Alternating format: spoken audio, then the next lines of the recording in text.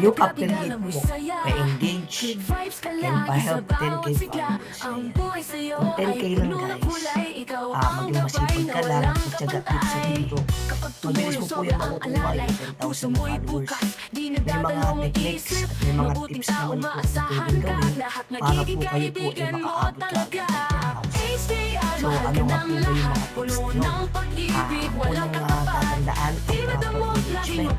Hindi lang po dito magsisilong proper engagement. Kung natatapusin yung video, pag natapos, pusuan, magko-comment at pwede sa post.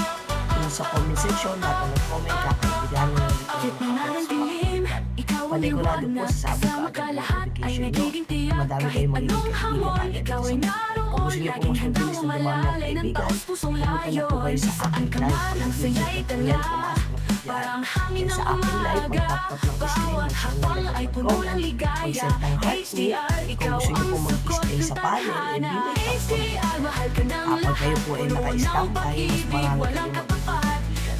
Tulad kahapon, tulad yung mga nakaraan, ang mga nag-standby sa akin, ay dumami ang akin.